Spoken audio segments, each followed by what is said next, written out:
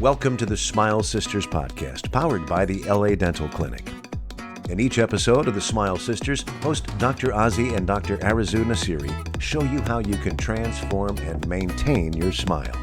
The sisters explain everything you need to know about your mouth and why keeping it healthy is key to your overall health. Hey, welcome back to another episode of the Smile Sisters. Today we're going to talk about the smile makeover you have to see to believe.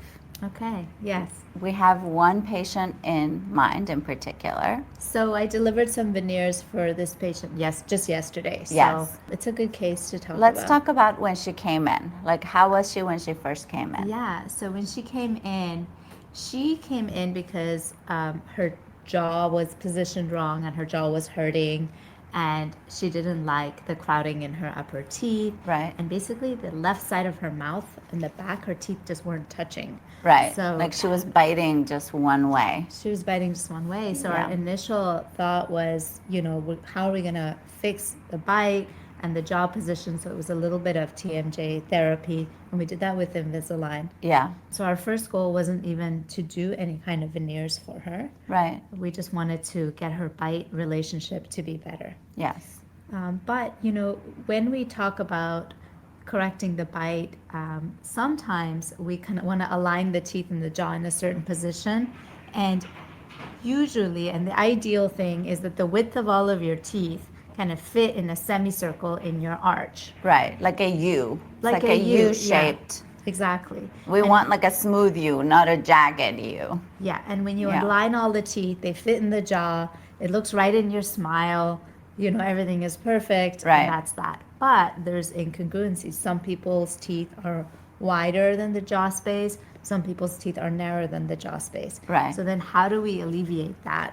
What do we do about it? And so one of the options, now her case in particular, she had something called peg laterals. So which means her lateral incisors, the teeth next to the front two teeth, were really small and skinny. Yes. Right. Wait, let's talk about this for a second. So there is kind of like a radius or like a semicircle. Yeah. And we can measure that. Like we go from the molar to the molar and we measure the semicircle. And we know, okay, we have this much space to fit in all the teeth. Then we can go and measure the width of each tooth and then see, can your teeth even fit within this semicircle? Yeah. That's when we call crowding, when the teeth start to overlap because they're too wide to fit within the semicircle. Or if your teeth are too narrow, you get spacing. And peg laterals is one of the main causes of the teeth having like too much space within the semicircle. Yeah. So when you have that semicircle, if you have crowding, sometimes it's because your semicircle is too narrow. Right. Because the teeth have sort of inclined in. Yes. And they're crowding. So you can broaden the arch, you can widen the teeth out. Yes. And create that. So part of it is looking at where do the teeth need to sit in the jaw? And once you have that relationship, did you maintain that semicircle? Does everything Right. attach? Like, is the semicircle in the right position? Then measure, then Yeah, see where for the sure. teeth can fit. So for her, she actually had overlap and crowding. Her teeth were inclined in, everything was like tucked in and crowded. But once we kind of wanted to upright it and align it, we Yeah. saw that she's going to have space around her lateral incisors. And we know that when I look at somebody's smile, I already know. Yes. Just by looking at it,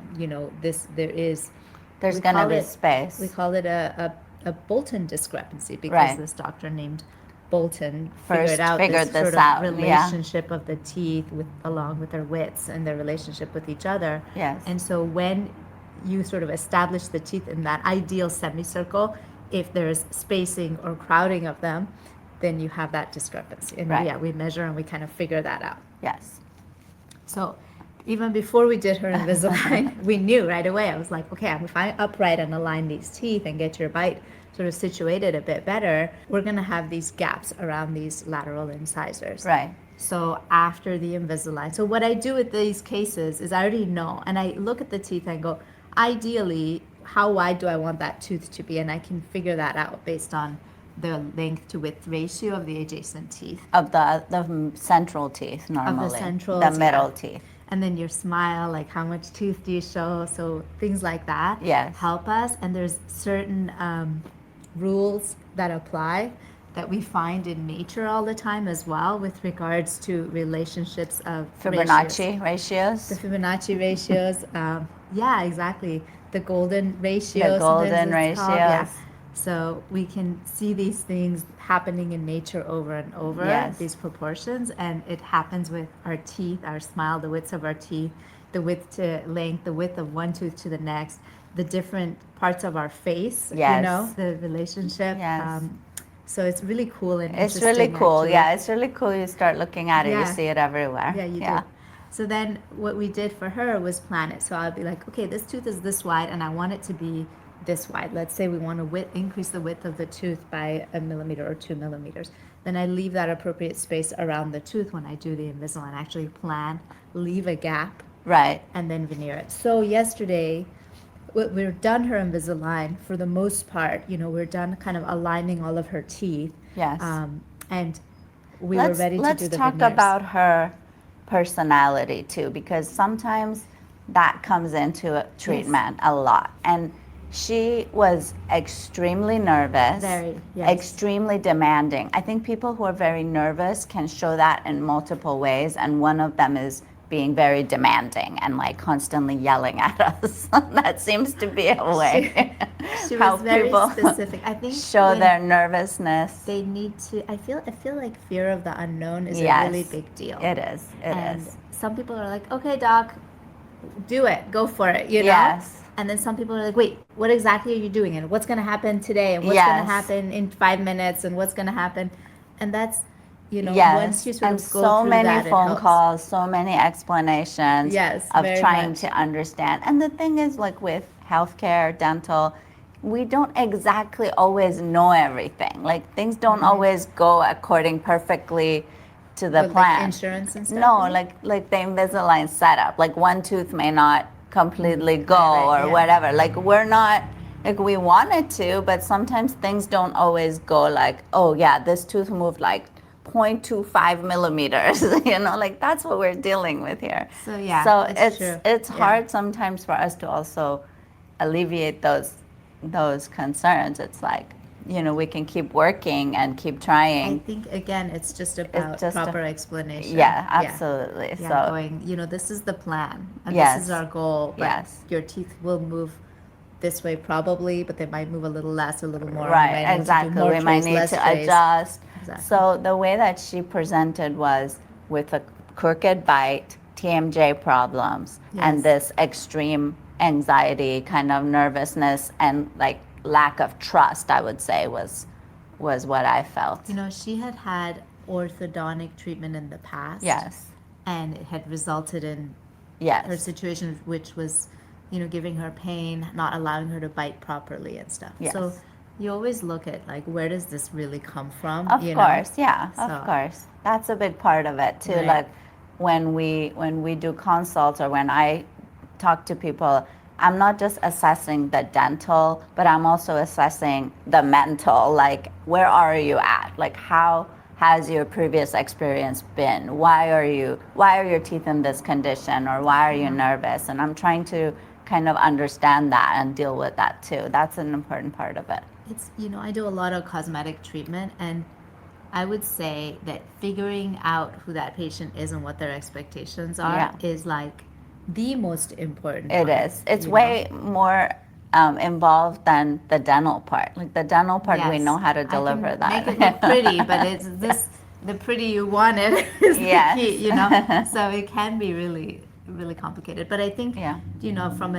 from my perspective, it's just about being totally open and putting Yeah. everything out there and explaining everything. Right. And That's all we really can it. do. That's all we can do. Yeah. Exactly. Okay, so anyway, Okay, so so this makeover. so she had a big lateral. So it's good to talk about this, because it's not just, you're right, it's not just about No, it's doing not. some It's veneers. really not about just the teeth, like at all. Like Yeah. the teeth are maybe not even half of the situation. Of the situation. Yeah. Now, this isn't the kind of smile makeover you think about, like Hollywood, everything's white. Not at all. She is an older woman. She has really nice teeth. Yes. But they're not like refrigerator door white, her natural teeth.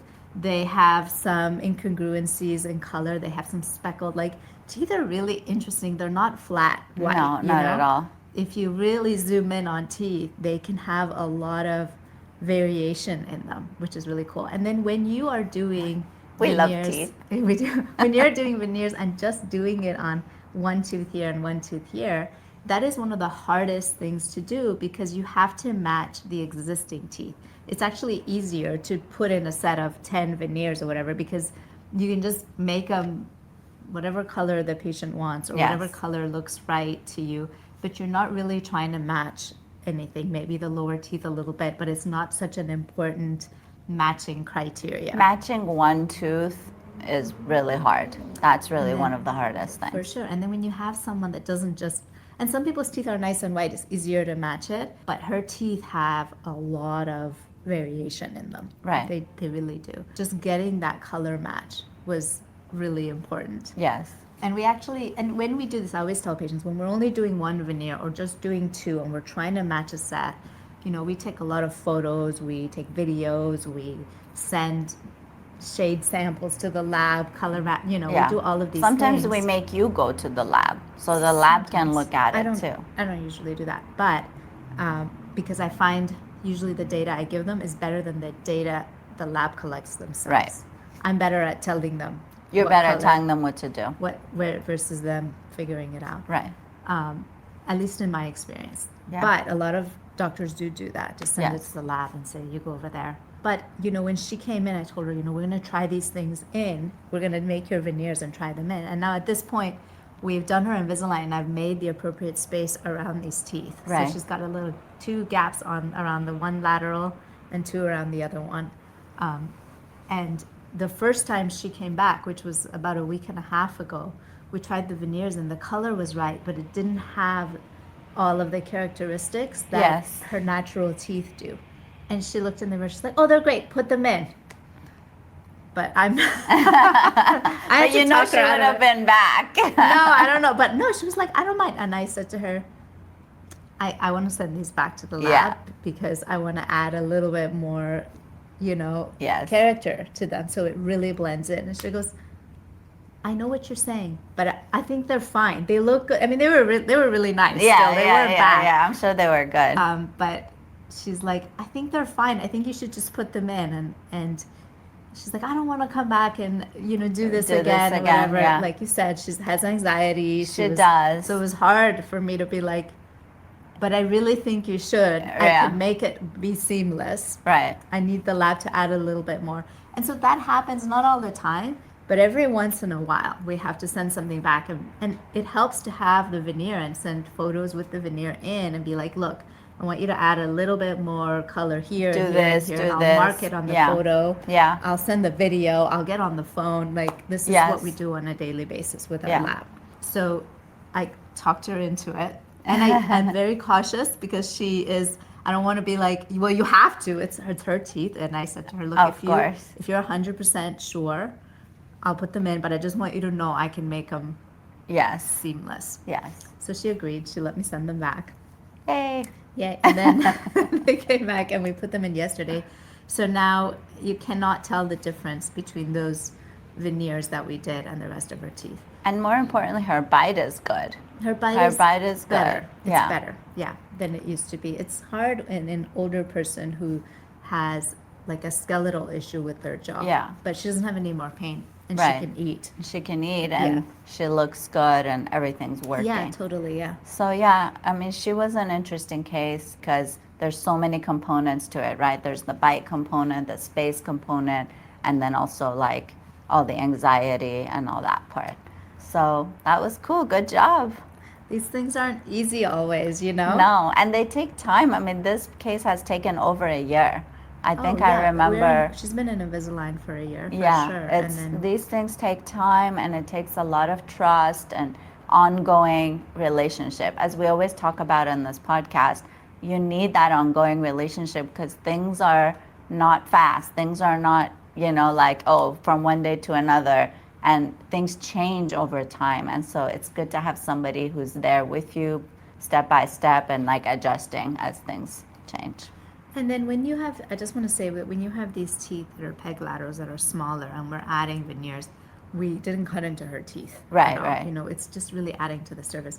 And it's actually a benefit. Like if we had tried to align her teeth and have them straight and close the spaces, we would have actually made her arch form smaller. Right. It would have had a negative effect on her bite. You actually want to expand that arch and give the lower jaw some room to move around. Yes. Part of the reason some people have TMJ problems is because their upper teeth are inclined in and the lower jaw gets trapped. So then it gets stuck and they get some jaw problems. Yeah. So opening that up, creating space, and then doing something like veneers or some bonding or just leaving a space Yeah.